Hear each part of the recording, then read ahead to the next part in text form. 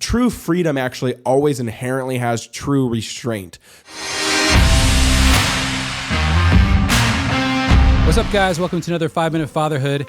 We are living in a culture that is so incredibly lonely, and it's happening at a rate that is really different than probably any other time in history. And a lot of people are asking the question, why is that? Why in a society when we have more freedom of choice than we've ever had in history, our people seem to be more lonely than ever? And really these things are related. This obsession with freedom of choice and the loneliness that we feel. And a lot of this implicates the family. And I was blown away. I'm curious what your reaction is to this, Jeff. I was reading an article by a Missouri senator named Josh Hawley, and he said we're living in what he's calling the age of Pelagius. And this is kind of a weird word, but Pelagius is the name of a guy from Rome who was a monk, and he started a heresy or a belief system that was really anti-biblical. And it's fascinating what Josh said about this guy and how we're kind of living in his legacy. He says, for decades now, our politics and culture have been dominated by a particular philosophy of freedom.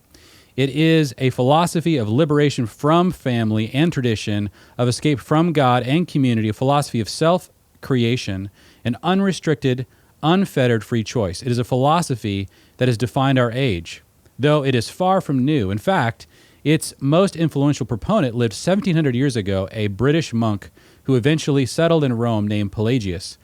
So thoroughly has his teaching informed our recent past and precipitated our present crisis that we might refer to this era as the age of Pelagius. And he said that the sort of spirit of the age was really summed up well in a decision made by the Supreme Court. It was in Casey versus Planned Parenthood. Justice Anthony Kennedy wrote in his decision, "At the heart of liberty is the right to define one's own concept of existence, of meaning, of the universe, and of the mystery of human life."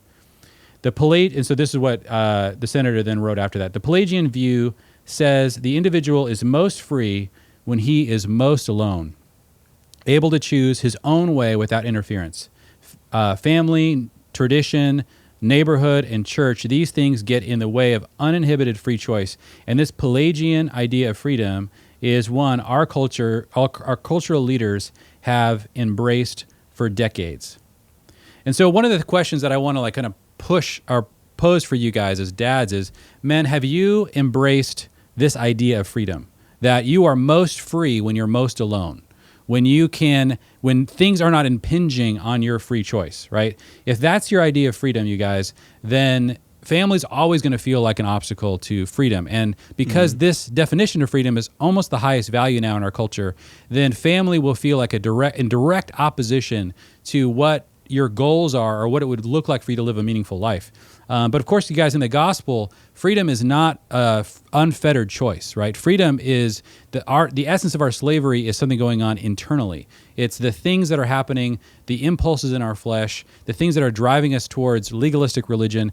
These elements of the flesh are the things that enslave us.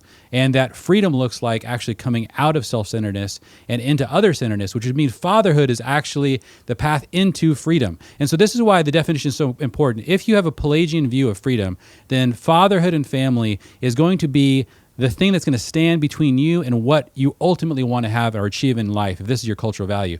But if you really believe the gospel and understand that what freedom is to be freedom from the slavery to sin, then fatherhood is a pathway into freedom. And so I just thought this was a really interesting thing that he was sort of teasing out in public in this article that kind of went viral, and I wanted to get your thoughts on this, Jeff. Yeah, I mean, I agree. One last thought I'll give is that's interesting is, I think this is the absolute air we breathe, the water we're swimming in as a culture. And I think this is we're actually living the logical conclusion even like the founding fathers. Like you go back to Enlightenment, you go back to the French Revolution, obviously, which wasn't our revolution, but just same era. And you go back to some similar things of the time, philosophers, like this was exactly what everyone wanted and where everyone was going, of the individual autonomy and the individual freedom is the highest ideal. And if we make that so, what will that look like? Now that gives an immense amount of benefits with individual rights, with democracy, et cetera. But now we're living on kind of the back end of that, which doesn't show itself well. One kind of metaphor I'll use that's really helpful to me is, yeah, it's exactly what you said of like, it's if you actually buy this view of freedom, especially as a father, then you'll actually think family stands in your way from having, your best life and your hobbies and that nice car and all these kind of weird pseudo dreams a lot of fathers have or whatever. When instead, true freedom actually always inherently has true restraint. So true freedom is not just completely uninhibited. That's like a false pseudo freedom, just like skydiving, right? So skydiving would be seen as a cultural example of one of the biggest, best moments of true uninhibited freedom, right? Like that's just the moment you're most free, jumping out of a plane and just plummeting to the earth. That's seen as like, people who are crazy, have no inhibitions and are free, something they do. But yet, for you to still be that free, you're wearing a restraint called a parachute, right? If you were to not even wear the restraint, then what would happen? It wouldn't be true freedom. It would be called death, right? But that would actually technically make you even more free though, right? To the feeling and whatever and the risk and all that stuff. But true freedom inherently has risk. And when restraint. And when there is a form of restraint, like there is the parachute in skydiving, then you actually can enjoy the freedom more. Then you actually can use the freedom. Then you can actually be within the bounds of the freedom. And like you said, it's freedom from sin. And then I would also say freedom to serve. Like we're freed up to do something. That's the whole point, right? Like when you're free, you're freed up to do something. And that's not to just kind of indulge or bloat yourself or, chase some hedonistic dream, but to actually free to love God and love neighbor, which the scriptures say is the ultimate ideal and the thing that'll actually give us, kind of call us back to our own genuine humanness. So guys, think about that today. Be challenged with that today. Is what view would you put yourself in? Have you bought the American line, the American dream of freedom, or have you understood and lived in the more biblical view of what freedom is? And remember, you guys, that the end of this story that Jeff and I are talking about is to be alone. It's the end of this idea is to die alone. And God does not want that for us. And so we either die to ourselves or we're going to die alone. And so we need to die to ourselves. And you guys who are struggling with young families and all the challenges that are invested into that season, it's really good for you. It's really good for your future. It's not easy, but it's worth it.